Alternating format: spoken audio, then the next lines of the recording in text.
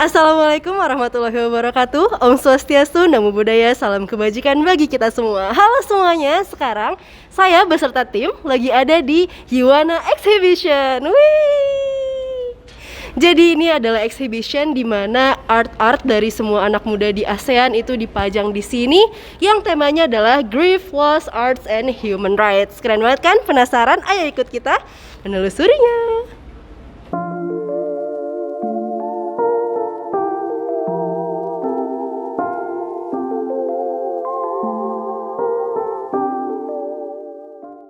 Nah, begitu memasuki exhibition ini, yang karya pertama yang akan kalian lihat adalah ini, To You the Singers. Oke, keren banget ya. Jadi di sini tuh ada berbagai karya. Ada puisi, ada foto, ada lukisan. Pokoknya semua jenis karya anak muda bisa dipajang di sini. Oke, nah ini juga ada tempat buat kita ngasih reaction, kayak perasaan kita gimana sih pas kita lihat pameran-pameran ini, lukisan ini gitu kan. Nah, sekarang kita coba tempel ya.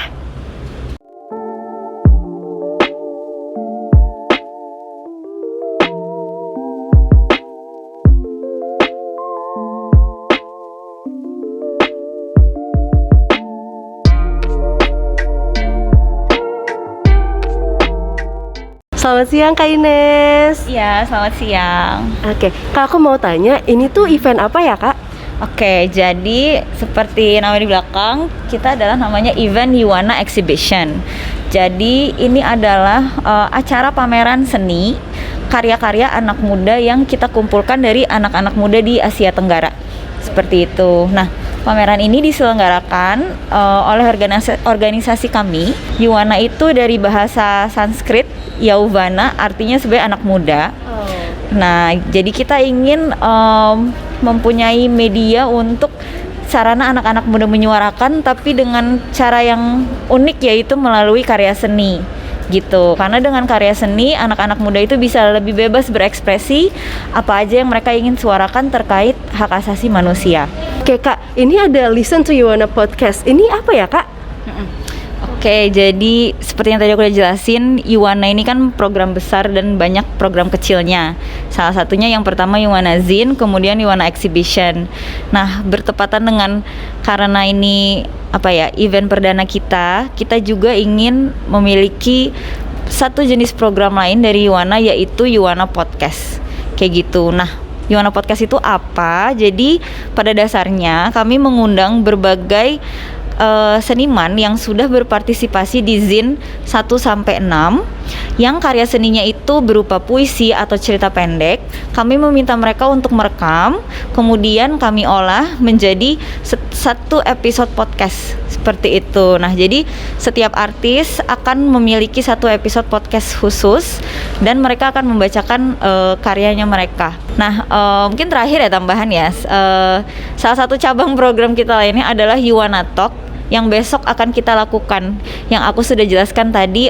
Jadi kita akan ada short talk lah, kayak diskusi dengan kami selaku ASEAN Youth Forum, dengan kurator exhibition kami, kemudian ada penggiat seni dan ada seniman Indonesia juga. Kita akan berbincang mengenai mengenai Yuwana, mengenai Zine, mengenai Human Rights Day, dan mengenai exhibition ini secara umum. Oke, Kak, ini kan di sini banyak ada stiker, ada spidol, tulis-tulisan. Ini tuh sebenarnya buat apa sih, Kak? Ya, jadi kita ini selain pengunjung bisa menikmati, kayak melihat karya-karya seni yang ada, kita ingin pengunjung juga memberikan respon terhadap setiap karya. Nah, cara memberikan respon itu bisa dua. Yang pertama bisa memberikan stiker. Jadi misalkan, ketika membaca kayak, aku merasa terharu, atau kayak, ini keren banget, mereka bisa ambil dan tempelkan stiker yang mewakili perasaan mereka. Cara lain adalah bisa menuliskan komentar. Misalkan kayak, aku juga pernah mengalami hal yang seperti di artwork ini. Kemudian mereka bisa komen, atau kayak bisa komen, ini bagus banget, atau aku terharu, kayak gitu.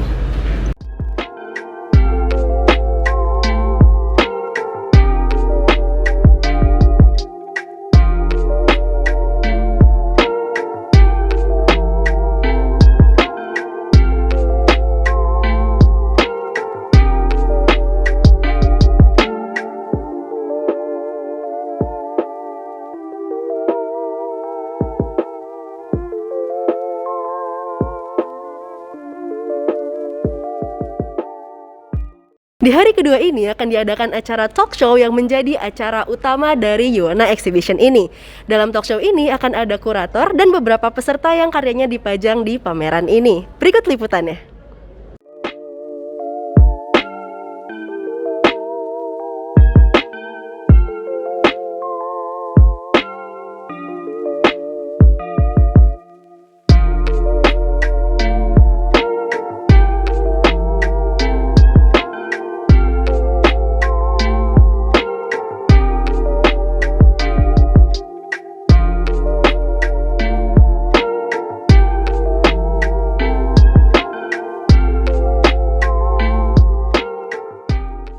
Mas, selamat pagi. Dengan Mas siapa? Dari mana? Selamat pagi, nama saya Susilo Di Cahyo. Saya dari Samarinda, Kalimantan Timur. Oke, saya mau nanya nih Mas, setelah berkeliling dari pameran ini, kira-kira karya mana sih yang menurut Mas paling menarik? Ya, kalau misalkan menarik, persepsi saya, interpretasi saya itu yang ini nih. Ada 6 bentuk wujud grafis ataupun visual. Nah, ini yang menarik menurut saya. Kalau boleh tahu kenapa menurut Mas ini menarik? Ya, karena saya menganggapnya yang di tengah-tengah ini, yang ada bentuk semacam orang nih ya, semacam orang, terus ada, tapi dia digambarkan secara abstrak, tidak secara realis gitu. Nah, terus banyak simbol-simbol yang dituangkan di situ juga terkait dengan pemilihan warna ya, tentunya pemilihan warna. Ada yang dominan hijau dan warna-warna tertentu ya, akan tetapi ada juga yang berpaduan dengan warna-warna yang ada di semua ini gambarnya gitu, grafisnya. Nah itu jadi semacam kayak manusia yang satu dengan cara berpikirnya dia ataupun dengan perasaannya dia. Tapi ada juga yang berbaur semuanya menjadi satu. Jadi terjadinya keharmonisan antara mungkin bisa saya persepsikan sebagai sifat, sebagai jiwanya gitu, menjadi satu dan ya lebih indah aja sih gitu.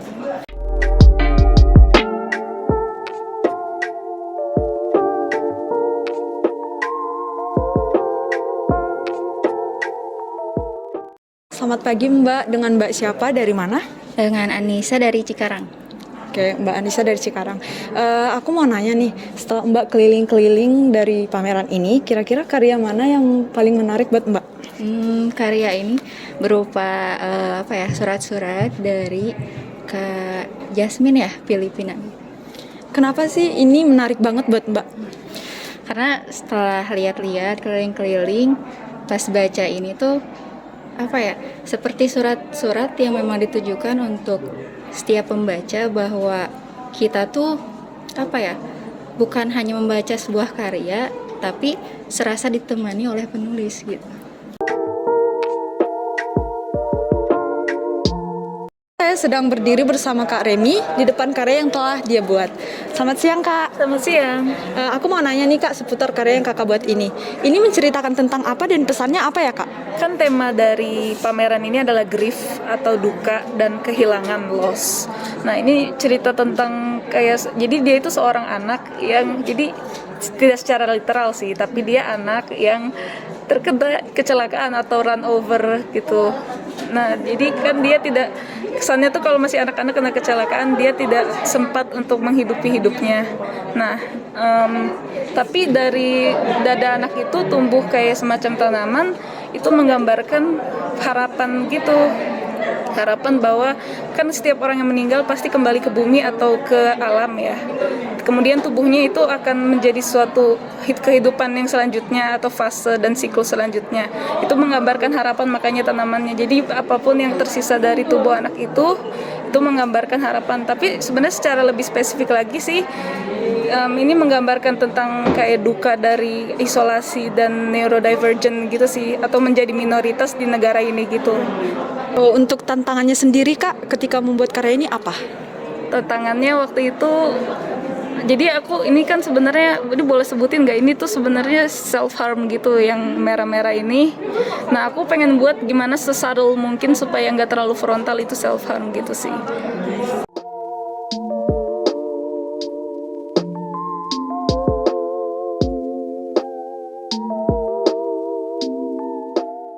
Halo Kak Ika. Oke, Kak, jadi aku mau bertanya beberapa pertanyaan ke Kak Ika. Yang pertama, bagaimana tanggapan Kakak terhadap pameran Yuana Exhibition ini? Oke.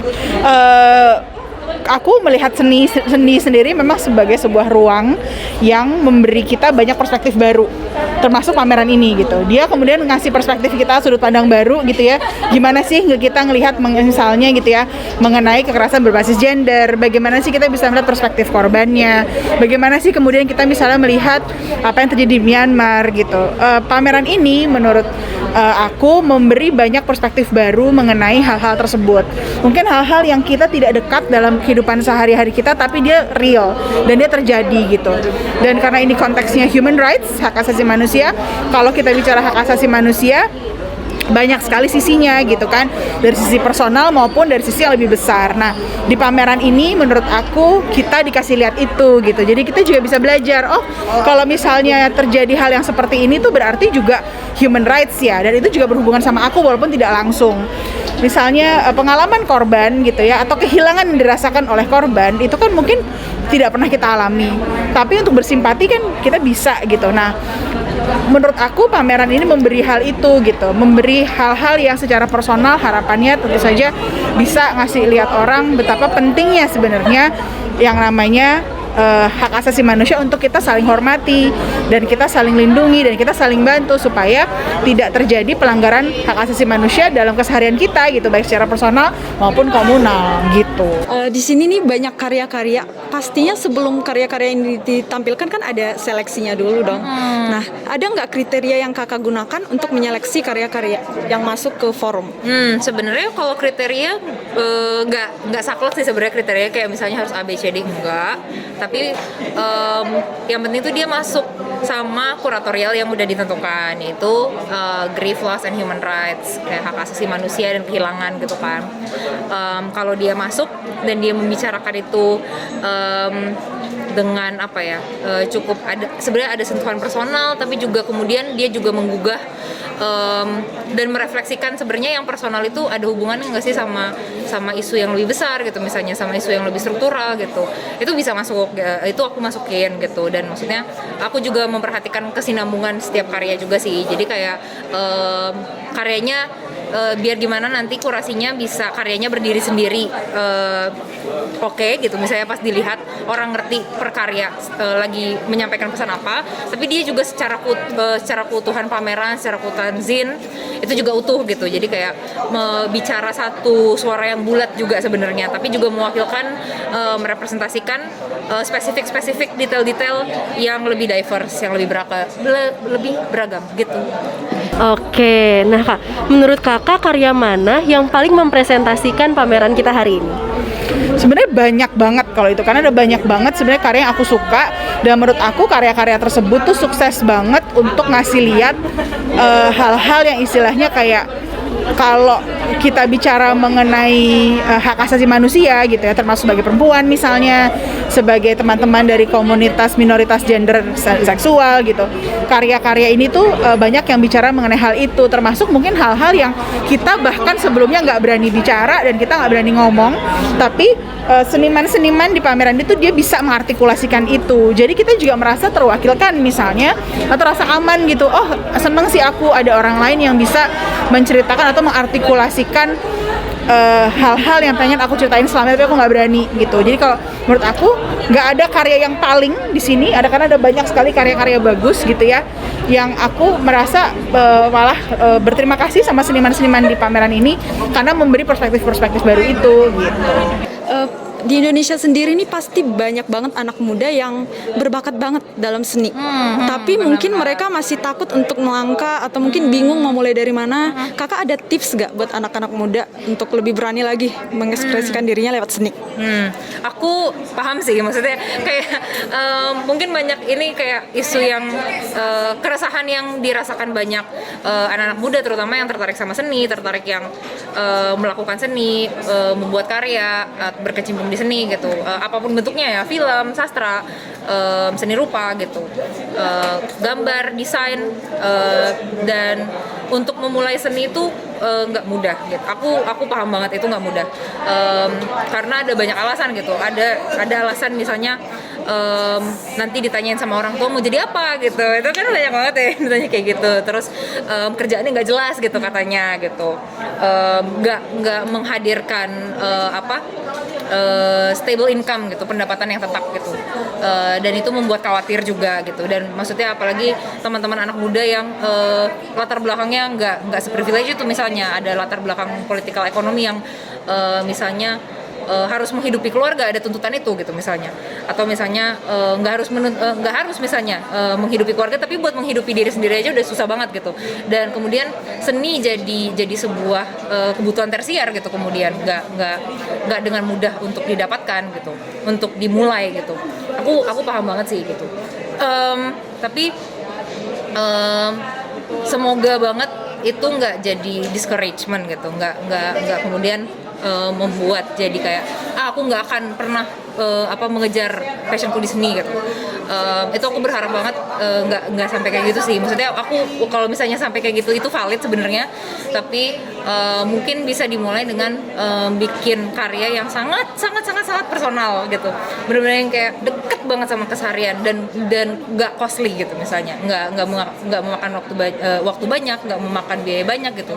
Misalnya kayak bisa, kalau teman-teman yang suka gambar misalnya, yang suka atau painting gitu, bisa pakai misalnya beli krayon oil pastel di toko buku terdekat gitu, yang murah-murah aja gitu, kayak nggak harus langsung Karandas gitu mereknya, kayak Titi aja dulu gitu.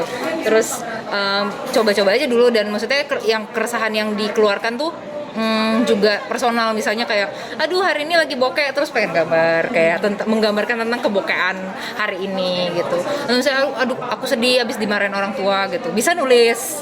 Dan bisa nulisnya awalnya di semacam Medium, misalnya kayak medium.com gitu atau Substack gitu, yang low cost banget aja gitu. Dan itu yang pertama, jadi kayak bener-bener yang deket dan low cost. Yang kedua adalah jangan malu buat ngasih itu ke teman sebenarnya. Mungkin memang ada teman-teman yang bikin seni buat dirinya sendiri, misalnya bikin karya buat dirinya sendiri, dan itu valid juga. Tapi kalau misalnya mau step up dan emang pengen pursuing seni misalnya, atau kayak membuat sesuatu yang lebih besar gitu dari seni, itu jangan malu buat kasih itu ke teman gitu. Karena ya teman bisa bantuin kamu untuk membantumu menyadari juga talentmu di mana, misalnya kayak recognize your talent gitu. Terus juga bisa bantuin editing, atau bisa bantuin input, atau bahkan bisa membantu kamu kayak mengenalkanmu dengan orang yang lebih misalnya punya privilege atau punya network atau punya platform untuk mempublish karyamu, atau misalnya nggak harus dipublish tapi kayak misalnya dibantuin supaya jadi develop gitu. Itu sih, jadi kayak dan kedua hal itu kan sebenarnya dekat banget ya sama kita gitu, maksudnya keresahan yang terdekat dan juga orang-orang terdekat jadi support system gitu. Jadi memang